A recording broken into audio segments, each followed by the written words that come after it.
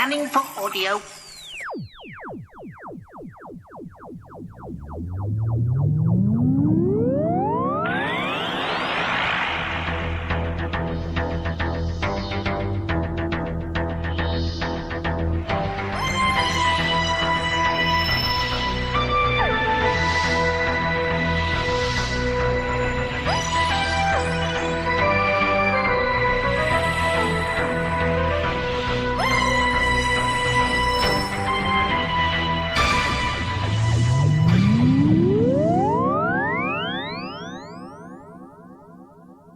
Hello, welcome to another Tin Dog podcast.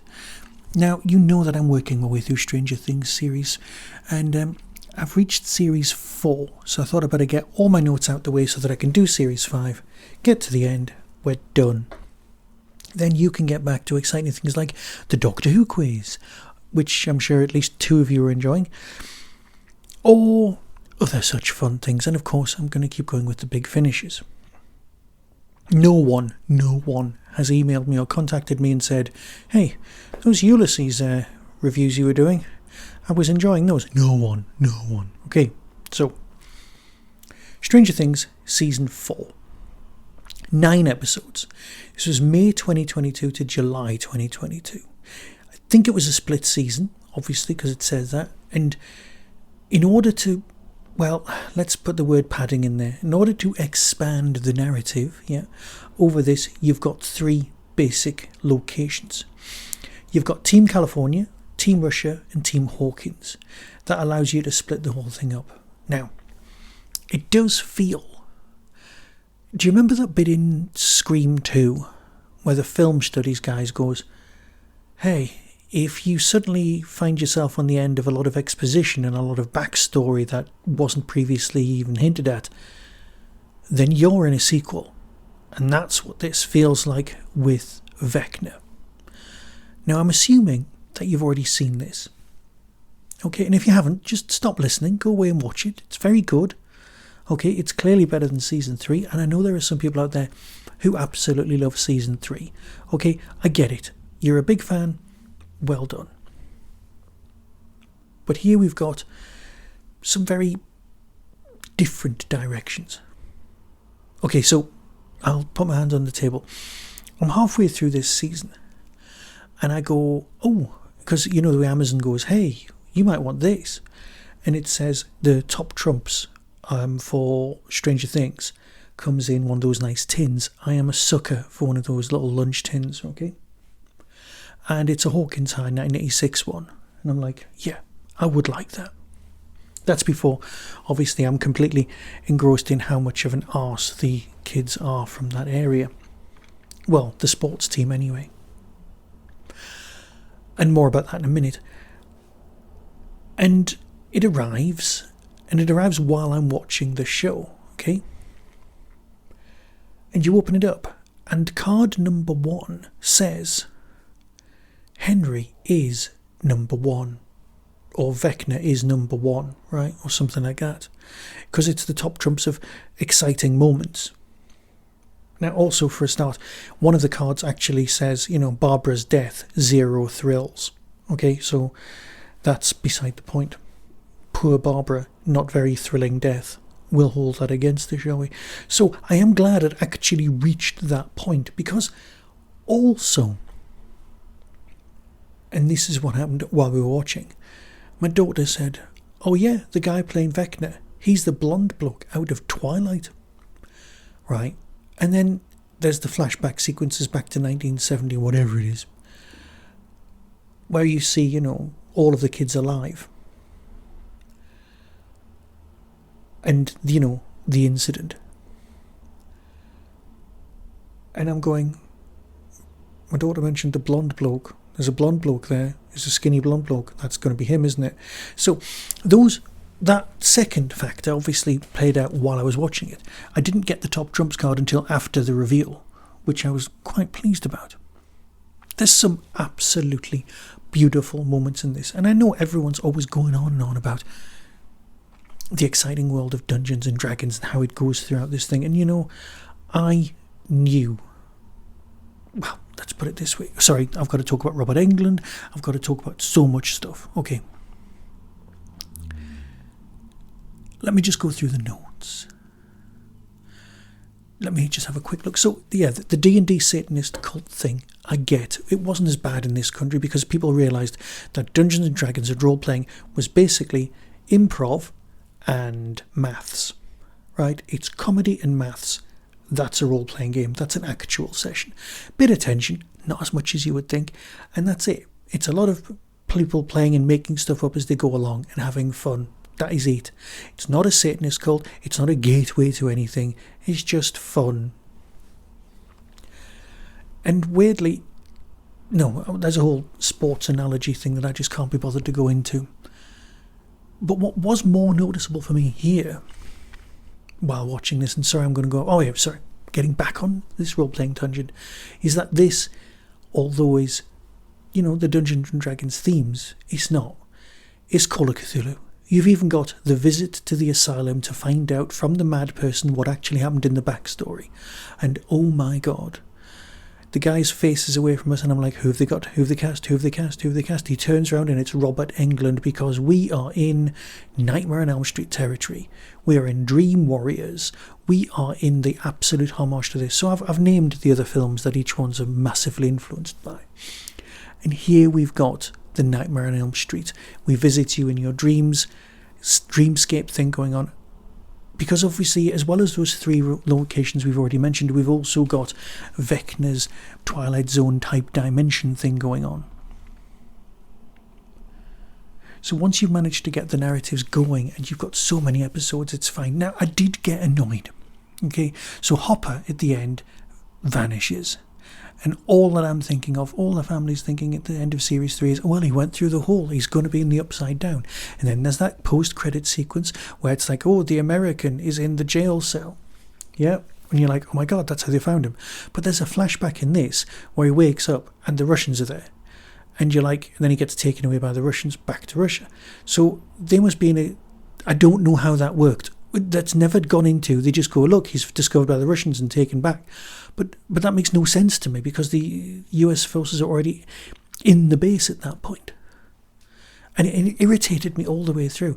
And I know that they've got a whole, he's lost weight, he's now in better shape, he's now been in the Russian jail. But it just felt, the beginning of that felt really real, the torture, all that business. It wasn't pleasant to watch. But you get what I mean, okay? So he's there and he's struggling, and then you've got that whole ongoing storyline of you have to remove the parents from the narrative in order to have all of the kids do the stuff. It's nice, and it allows you to be Disney, it allows you to be Goonies, that kind of thing, because once the parents are out of the picture. Obviously Mike's parents are absolutely useless throughout, but then they always have been. God knows what's going to happen in the next season, but I'm pretty sure it's more of the same. The love story with the absence of a love story with Nancy and Jonathan, I get it. They're growing up. That is the problem. You see, these stories are going on, and everyone's they're growing up. We're going to suspend our disbelief on that one, but they are growing up in story. Do you remember Buffy? The big bad of Series 5 was the big outside world and everyone growing up. Yeah. Did I mention the Robert Englund thing and the fact that it was shot for shot from Silence of the Lambs? That was really, really nicely done. But that brings me back again to it being Call of Cthulhu, because that's what this is. You've got a lot of people, and then there's stuff with Dustin when it all goes wrong. You just know that somebody fumbles a roll. Someone's got a spot hidden roll. It just feels so much like a full-on proper campaign. So, let me just have a look at my notes again. Apparently the main kids, according to the internet, are born in 1971. So they're a year older than me. Which means this year, what are they, 55? That puts things into perspective, doesn't it? There are other great movie moments. I mean, there must be thousands of them that I've just missed. I have no idea at all what Susie's family bit was based on, but it did feel like it was straight out of a movie, and it wasn't the Addams Family, it felt like something else. It's probably a movie I've never seen. And then we've got that lovely War Games music being used for the on the way to Salt Lake City. Oh, can I just say this is the most positive use of Salt Lake City I've ever seen in a narrative. All of the other Salt Lake City stuff I've ever seen on TV has been dark, scary, and a bit weird, to be honest. But they're usually just documentaries. Here it was used in, a nice, weird way. I do like that there's, research via videotape. There's all this gorgeous 1980s stuff. But there's moments where people just run away and throw shoes at things. So yes, it is more enjoyable than the other seasons. It feels like they've gone, we've got to make some more episodes, lads. What can we do? We'll just add some more backstory. And then you get to the last episode and it's 2 hours long. I mean, come on.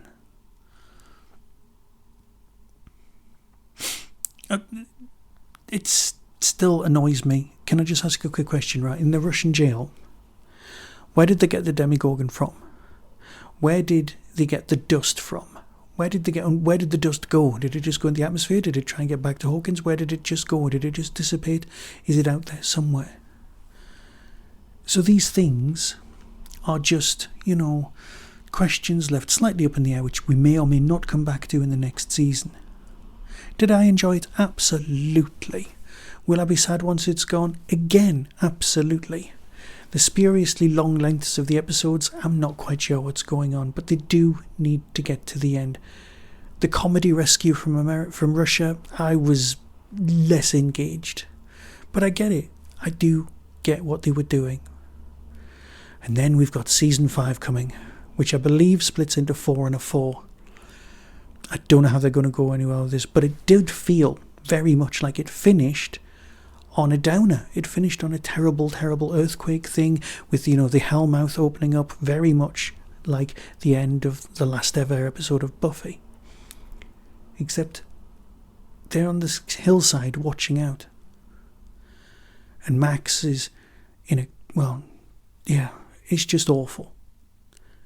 I don't know where we're going next. But it does feel that if season 4 locks with season 5, the way that season 1 and season 2 locked together, you've got 3 big narrative lumps, and that is kind of cool. I am very much looking forward to seeing where we go next. But I'm sure we'll find out. So, until next time, when I'm probably going to be talking about Doctor Who. In fact, I think I've got a lovely War Doctor and Cyberman story. Mind you, I've also got Christmas. I've also got the new 13th Doctor story. I've got a lot of stuff to catch up with, so bear with me, because I'm also doing a slight side channel on YouTube where I quickly cover the new Zero Writer. If you're interested in that, please contact me and I'll sort out a link. In fact, I might put a link in the show notes, because the Zero Writer is definitely something I'll be using. I've been waiting 2 years for it to arrive. Look, enough of that. There is a feedback on Apple iTunes type thing, and it says, this guy talks about his own writing too much. And you know what? If you don't want to know about my writing, that'll probably be the place for it. So, until next time, be seeing you. That was the Tin Dog Podcast. All topics discussed are the intellectual property of the copyright owners. No infringement is intended. Why not follow the show on Blue Sky at tindogpodcast.bsky.social. If you've enjoyed this podcast on YouTube, please click like and subscribe. To contact the show, email tin-dog@hotmail.co.uk. The Tin Dog Podcast is a founder member of the Doctor Who Podcast Alliance.